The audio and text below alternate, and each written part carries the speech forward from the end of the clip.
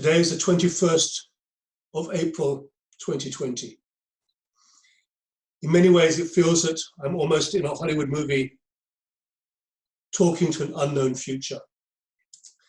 The UK has been in COVID-19 lockdown for almost exactly 1 month, and that happened on the 23rd of March. And we're approaching 16,000 deaths in the UK, with apparently and believably many more unreported because they happened outside of hospitals. And it seems to me that this is a good time to review the situation. We are not, whatever might be said in the political arena, at the end of the beginning. We're certainly not at the beginning of the end. We may be able to see ourselves moving towards a period of transition and normalcy. And at this time, it seems good to take what we know now, and without the benefit of hindsight, without being in the future looking back over our shoulders at what was done, to look forward and to make some predictions about what might happen, what might not happen, and the reasons that either good things or bad things will be the outcome. As somebody who's been involved in strategic risk and crisis management from both an academic, practitioner, teaching, consultancy, one of the outstanding features of COVID-19 across the world, but particularly in the UK, which is something I'm more aware of, is the seeming lack of understanding from our leaders as to what crisis management involves. Crises are by their very nature chaotic, but they are not random, they are not formless, they are not without structure. And it is the ability to see patterns in the midst of the chaos that allows effective crisis management to be put in place. I am honoured and privileged to be the Executive Director of the Institute of Strategic Risk Management, which is a forum, a global forum, which has been set up so that academics, practitioners and policymakers from around the world can find a shared space to have what we call a grown-up conversation about many of the situations and challenges that the world is currently facing. This was set up at the end of 2018, came into play in 2019, 10th of March 2019. And in the last year, we've established ourselves as a genuinely recognized and acknowledged, and I think respected, thought leader and action leader institution based on our willingness and openness to collaborate with organizations around the world. We see it, a duty to bring the expertise that is amongst multiple players in multiple sectors around the world to the attention of decision makers, whether they are corporate, community, NGOs, governments, agencies, critical national infrastructures. They're all trying to find a way to make decisions and to make sense within what is often a challenging world.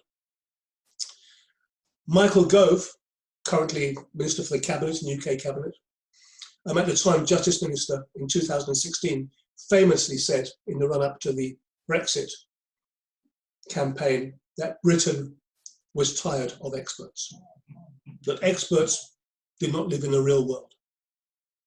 It was a stupid thing to say then. It's a stupid thing to say now. I don't believe that he believed that. I'm not sure that Michael Gove actually believes anything, but that's another matter. I think he said it as a cheap throwaway line to satisfy an audience, which is fine, which he's allowed to do.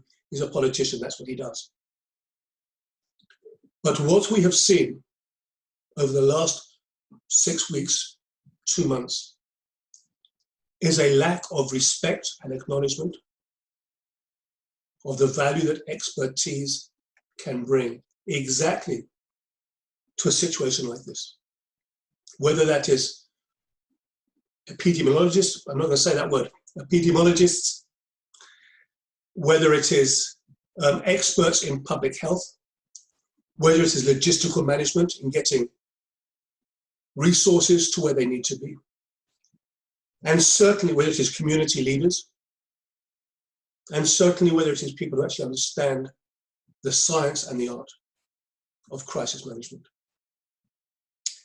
This is the first in a series of presentations we'll be putting forward under the banner of FLLIC, which is the Fast Learning for Leadership in Crisis, which is a program put together by the ISR, the Institute of Strategic Risk Management, and which wants to set a framework and guidelines for you, the audience watching this, in whatever sector or whatever environment you're operating, so that you can gain an understanding of what is going on. It is a truism of crisis management, and it is actually a signifier that a crisis is happening. That the first question in a true crisis is never, what shall we do? The first question is always, does anybody have the faintest idea what the hell has just happened? And the second question, the follow-up question is, and what does that mean? What does that mean to us? And if we understand what is happening, and if it has meaning to us, then the truth is it probably should not be classified as a crisis. In what we would call in our taxonomy a major incident, which is challenging and stressful, but it is nevertheless rational. It is something that you recognize. And it is almost the definition of a crisis that, for those of you who have an understanding of academia, Gary Klein's work on sense making, that one of the things in a crisis is you lose your sense making. It doesn't make sense. You don't know how to build a pattern out of it. And the reason that you do not know how to build a pattern out of it is because it is happening for the first time. And therefore, crises should almost certainly, by definition, be unique events. If they happen for the second time, then you already have an understanding, you have a recognition of patterns, you have an archive of memories, you have something that you can pull on in order to say, well, let's try this, or this makes sense. But a true crisis event doesn't work like that. A true crisis event lacks sense making. There is no accepted understanding of what should we do here. There is a vacuum, a chasm, an abyss, whatever you want to call it. And people have used all of those words to describe that feeling of being on the edge. And yet, it is also true that although crises are chaotic and random, not chaotic, not random, but chaotic and unknown, the challenges that they create in terms of sense making and decision making and leadership and governance are not unknown, are not unpredictable. They're actually well established. And it is the purpose of these series of presentations and talks, discussions, that I'd like to introduce some of those ideas. And the first idea I'd like to introduce, there's actually many ideas, and you'll see that as we go through this, I will riff off in different directions because there's so many things happening. It's not a linear path, but there's so many multiple paths we can take. In any sentence, you can take this authority, you can take this subject, you can take this approach, this perspective, this methodology. And depending on which one you want to go, you then create a new path. That is also exactly how crisis management decision-making works. Crisis management decision-making is not linear, and it is not rational. It is emergent, it is intuitive. It is always taken within a fog of uncertainty. But that is the nature of the beast. You can't claim to be a jungle guide if you don't do mud, you don't do rain, and you don't do spiders. And you can't claim to be a crisis manager if you don't do chaos, and you don't do uncertainty, and you don't do sudden emergent events. That's the nature of the beast. There is a school of crisis management. There's an area, specialist area of crisis management called wicked problems. I'm sure Many of you have heard of wicked problems. Many of you may have used that terminology. I think that the terminology has become used in a wrong way. Most of the situations described as wicked problems are in fact not wicked problems. But nevertheless, it's an incredibly powerful tool for understanding what can be considered as irrational, non-rational problems. Rittel and Weber, 1973, wrote the paper, and they developed 10 principles of wicked problems. I will do another talk on those because they're very interesting, and if you go to the ISRM website, you'll see some blog articles around Rittel and Weber, and if you go to our library, which is open access, you're welcome to go there, you'll find their original paper, plus a couple of explanatory papers as well.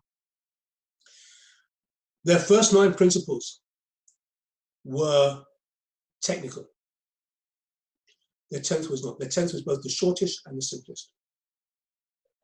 And Rittel and Weber's 1973 10th principle of wicked problems is quite simply, the planner has no right to be wrong. The decisions we make have consequences.